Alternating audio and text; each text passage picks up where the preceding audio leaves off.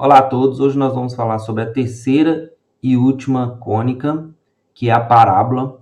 A parábola também é a cônica mais conhecida, porque a gente ouve falar dela a primeira vez na escola quando a gente ouve que o gráfico da função do segundo grau é uma parábola. Isso é verdade, mas isso não é a definição de parábola. Uma parábola é um objeto geométrico com definição própria, que é a seguinte: dados uma reta L e um ponto F não pertencente a L no plano, como a gente está vendo aqui, uma reta L e um ponto F que não pertence a L. Uma parábola é o lugar geométrico dos pontos do plano equidistantes da reta L e do ponto F. Então, um ponto está sobre a parábola se a distância dele até F for a mesma da distância dele até L. Quando você pega todos os pontos do plano com essa característica, isso forma a parábola que tem esse desenho que a gente já conhece. É uma curva que a gente já conhece bem, né? Ela é ilimitada, ou seja, você pode prolongar ela daqui ilimitadamente e para cá ilimitadamente, e ela tem uma concavidade assim. Nem toda curva que tem um desenho parecido com esse é uma parábola. A parábola tem que ter essa caracterização aqui. Vamos ver algumas notações. Então, aqui a gente tem a parábola. Esse ponto aqui é chamado de foco. A reta L é chamada de diretriz. Essa reta passando pelo foco e perpendicular a L é chamado eixo da parábola.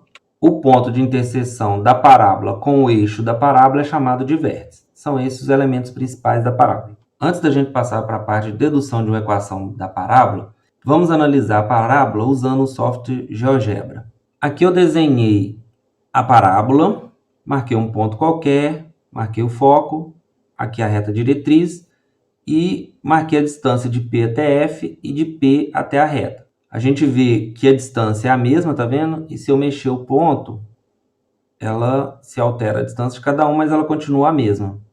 Tá vendo? Ela é ilimitada, ela cresce ilimitadamente para cá e ela cresce ilimitadamente para cá. Certo?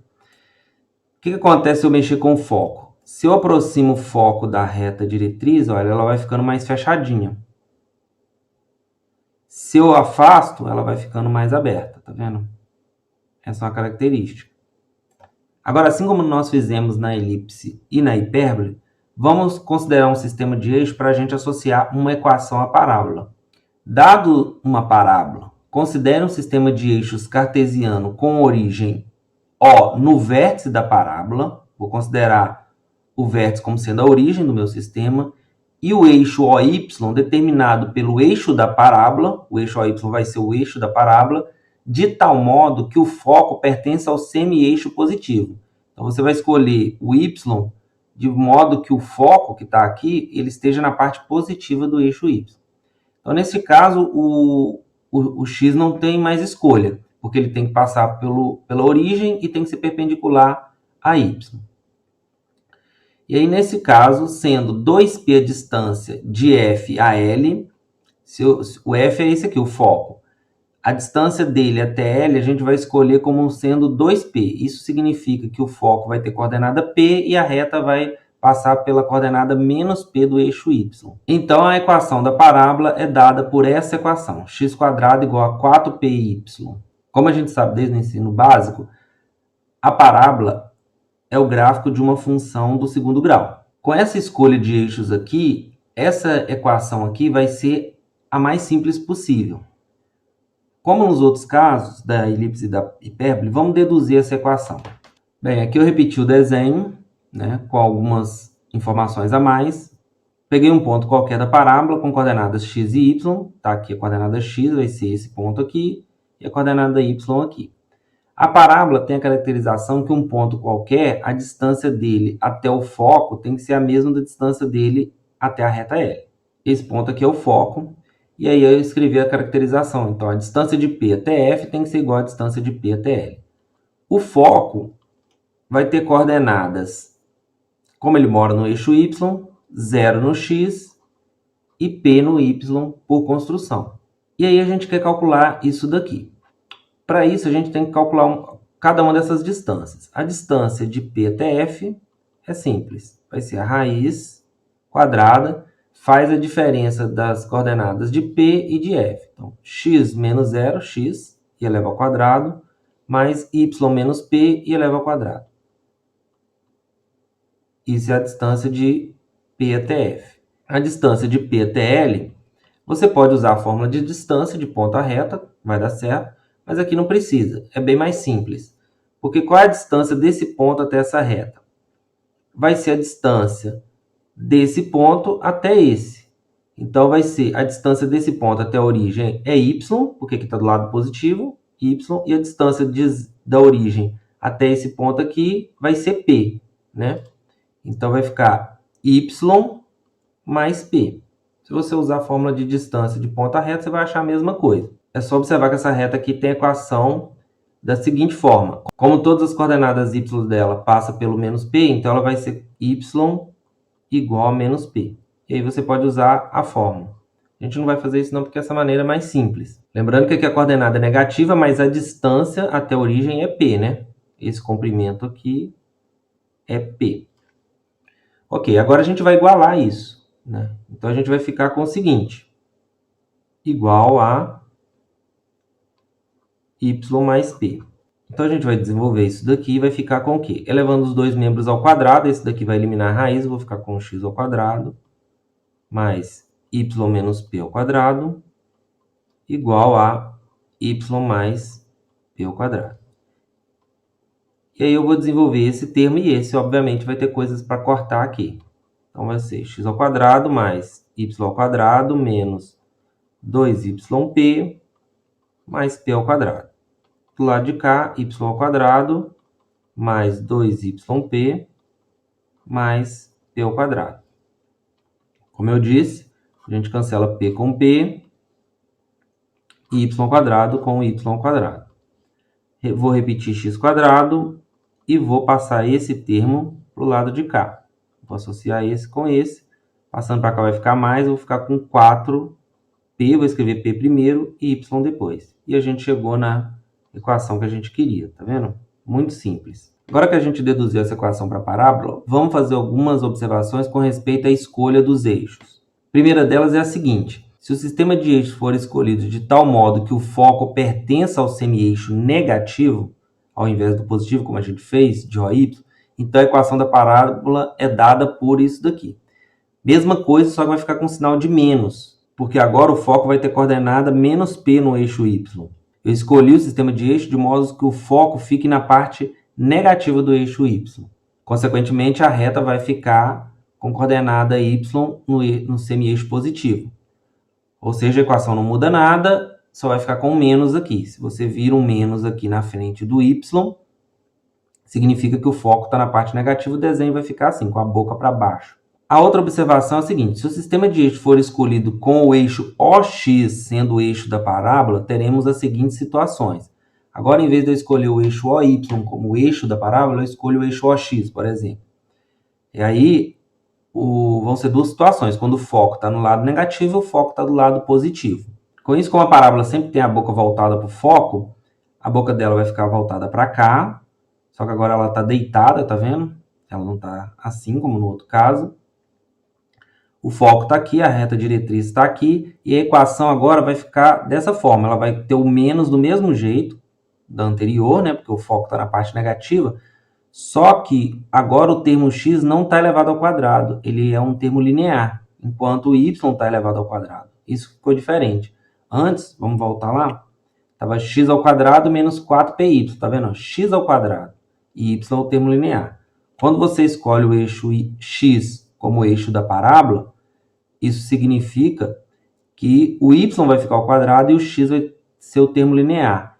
E como o foco está do lado negativo, você vai ter um menos. Se o foco estiver do lado positivo, mesma coisa desse, só com um sinal de mais na frente do termo linear, que agora é x. Antes de encerrar, eu gostaria de falar mais duas coisas. Uma delas é mostrar algumas curvas que não são parábolas. Muitos estudantes confundem curvas que têm algumas características parecidas com a de parábola, como a concavidade e o fato de ser ilimitada, ter um vértice, com ser parábola. São características em comum, mas não quer dizer que essas curvas são parábolas. Vou mostrar dois exemplos muito comuns que alguns estudantes confundem. Por exemplo, o primeiro deles é um polinômio com potência par, por exemplo, y igual a x à quarta. E o segundo vai ser a chamada curva catenária. Catenária é uma curva que a gente vê geralmente em cálculo, e ela é dada por essa equação aqui, y igual a cosseno hiperbólico de x. Não precisa se preocupar com essa equação, porque eu só vou usar para plotar o gráfico no GeoGebra. O que é a catenária? A catenária é essa curva aqui, ó. Quando um cabo flexível pesado é suspenso entre dois pontos na mesma altura, vemos a formação de uma curva conhecida como catenária, do latim catena, que significa corrente, que é esse desenho aqui, né? Se você pega qualquer cabo e pendurar ele por dois pontos aqui, essa curva que mostra aqui não é uma parábola, é uma catenária.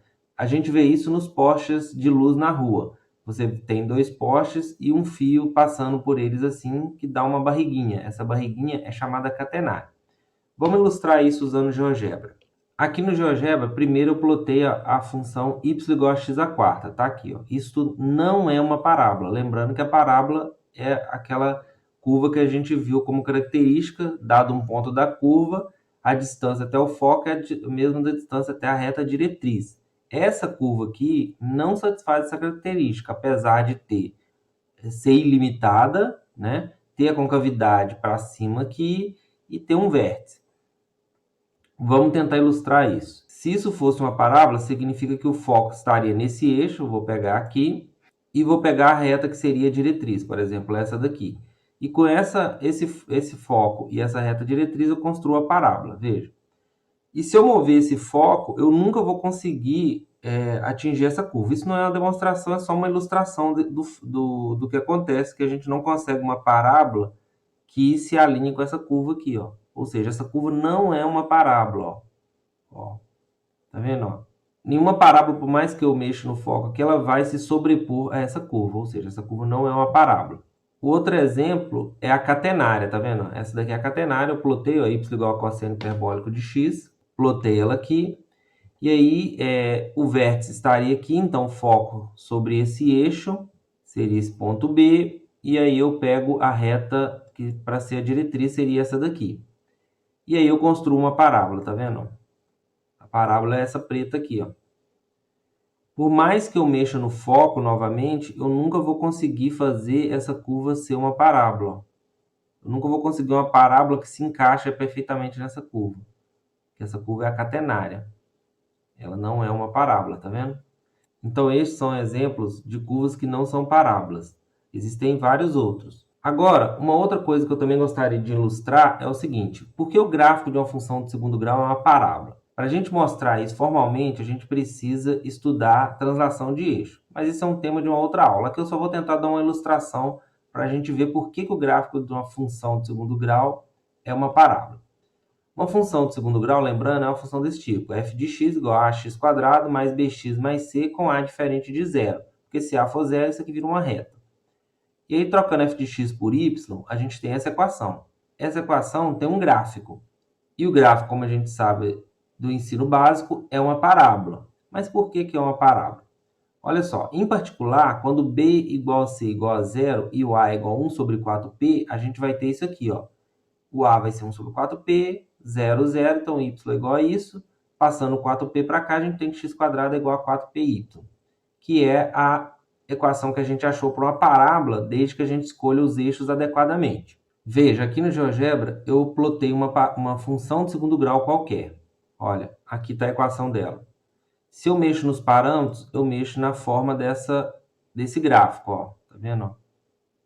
Ó, dependendo da minha escolha do A, eu tenho um formato diferente. Tá vendo? Quando o A é zero, vira uma reta, ó. Eu não quero essa situação. E quando eu mexo no B também, eu mexo no gráfico, ó. E o C, eu desloco o gráfico para cima ou para baixo, dependendo do que eu tiver. Ok. Aqui eu marquei o vértice dessa curva. A princípio, essa curva poderia não ser uma parábola, né? Essa curva é o gráfico dessa função aqui. E aí, eu pego esse vetor aqui, o vetor que tem a extremidade inicial no vértice dessa curva e a extremidade final na origem do meu sistema de eixos. Se eu transladar isso daqui, olha, o GeoGebra tem essa função. tá aqui, ó, translação por um vetor. Eu escolho o objeto, depois eu escolho o vetor. O que acontece? Eu gerei uma nova curva. Olha a equação dessa curva aqui, ó. Menos 1,9x² mais y igual a zero. Se eu passar esse termo para o lado de cá e passar o 1,9 dividindo, eu tenho a minha equação na forma que a gente achou. A forma padrão de uma parábola. Isso significa que, ou seja, se eu peguei essa curva, transladei e gerou uma curva com essa equação, significa que essa curva é uma parábola, porque eu não modifiquei essa curva, eu só transladei.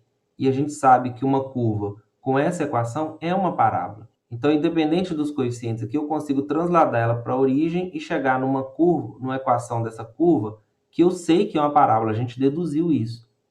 E aí não importa como eu mexo os coeficientes, tá vendo? Quando eu mexo o coeficiente, ó, a curva só muda de posição, né? No caso aqui, mexendo no B, tá vendo? Inclusive, quando eu só mexo no coeficiente B, a equação continua a mesma depois que translado, ó. Se eu mexer no C, mesma coisa, ó. Tá vendo? Aqui tá mudando o parâmetro, mas aqui não muda, ó. O único que vai mudar realmente é o A. Quando eu mexo no A, assim, ó. Aí eu tô mexendo na forma da parábola, ó. Eu mexi na forma da parábola, transladei, e aí eu mexo no coeficiente que está no x² aqui, porque eu estou mexendo no coeficiente da x² aqui, ó. Ó, tá vendo? Então, isso me dá, sempre quando eu translado, me dá uma equação que eu sei que é de uma parábola. Portanto, a curva original também era uma parábola. Bem, então é isso. Espero que vocês tenham gostado. E na próxima aula, a gente vai fazer alguns exercícios numéricos para praticar o que a gente viu aqui. Até a próxima!